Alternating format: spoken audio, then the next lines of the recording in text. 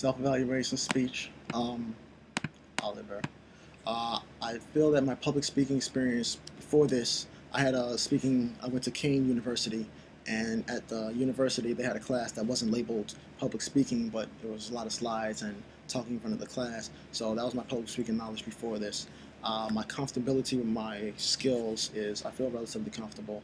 I can go, I can talk to people, talk to groups, but my talking in front of larger groups, I'm getting more comfortable with the more speeches I do. So the more speeches I do, the more comfortable I get. Performance experience. I don't really have much experience other than Kane and my previous college. I don't have any experience before that.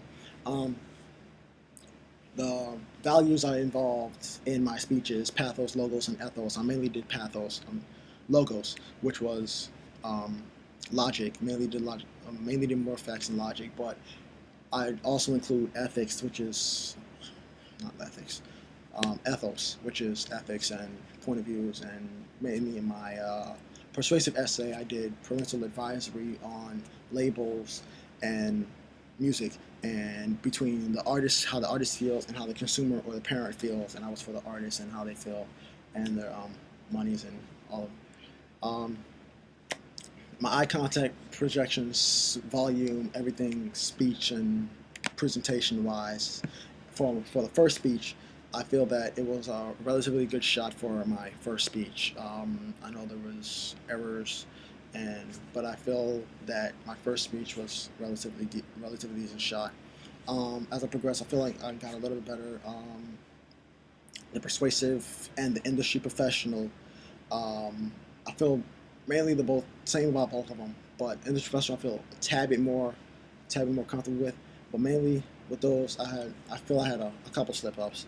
Um, Due to the slip ups, eye contact and speech started to falter. But in the end, I feel that for both of them, my message got across to the audience, but delivery wasn't 100%. Um, with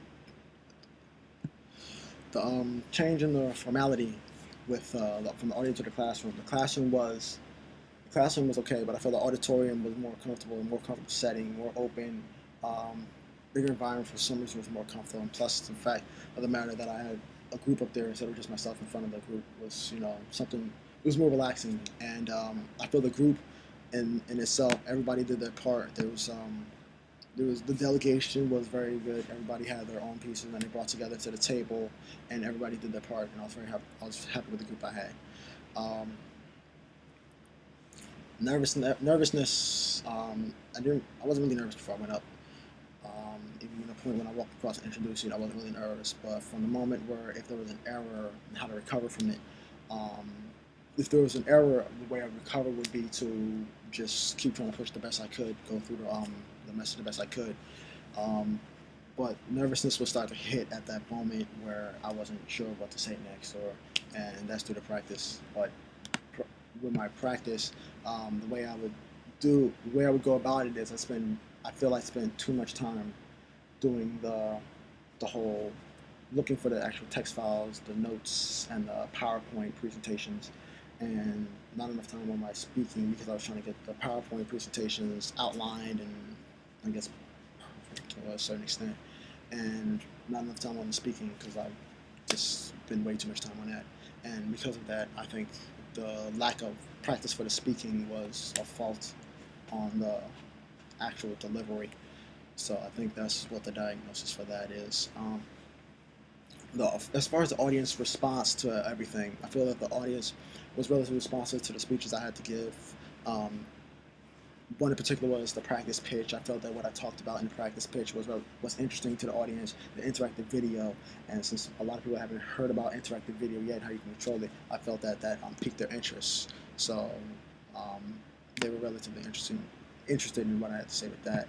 The audio and visual I have on my slides, I would put the slides according to my notes. If I was talking about a girl, a little girl, I'd have a girl up there. If I was talking about a guy, industry professional, I have his pictures and who he influenced on there when my notes came up. So everything was there, so they have something to see while I was talking about it. Um, did I spend any time practicing?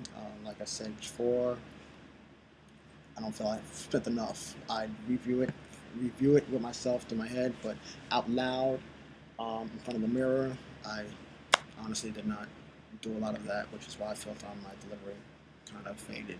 Too much time on the text file. My biggest delivery challenge, I believe, is pacing and volume.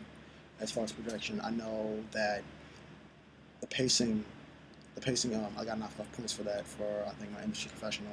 And volume, I remember going up to a student afterwards, and they said they couldn't hear me. They liked the message, but they couldn't hear me as well. So I know volume is something. Um, my concentration during preparation is more towards getting the actual files. It was more towards getting the files, so I'd have everything to say, and not on the speech, which was what to say.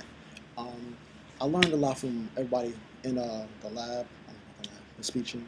I know that some people were good on their feet. I think his name was Eduardo in particular. He was good when he went up, dynamic and um, very dynamic and persuasive and almost over exceeding. He was very good and an example. And some people were good improvisationals or good on their feet with little preparation. An example would be Brent. I feel his persuasive and his practice pitch was examples of both of those, where I believe he had little to no preparation, but could still engage the audience based on whatever he had to talk about, and it was very good. I learned stuff to take away from, and I learned some stuff's not to use with people. Not that they were bad, but some things just not to involve them, but what to learn with. Relatively, I think I could take away something from everybody in the class. Manage time constraints. I feel the first one, well, not the first one, the industry professional, I went over, so I didn't really manage the time too much on that one. But the other one, I went up and I took a timer, pressed a timer, and pretty much timed myself. And also, when I saw the 1 minute left, I tried to be wrapping up by the 1 minute so I could end by the 32nd. That's how I tried to keep my time. My rating looks like it's on a GPA scale, 1 to 4. So I probably rate my rating overall on the 1 to 4 around a 3. Um, like I said, I know there were some errors in my speech around a 3, and there were some errors, but I feel at the end my message got across to the audience, and they knew what I was talking about and could advise what I was talking about. Um, delivery was kind of faded once a problem came up, but I feel that I recovered from my problems relatively adequately so that I can finish the document and get the point across. Feelings about the class. I feel the class was helpful as far as persuasive. Both speeches were persuasive, and the pitch, I believe, is helpful in places to come, time to come. So I believe the class is very helpful and was very good. I don't have any complaints.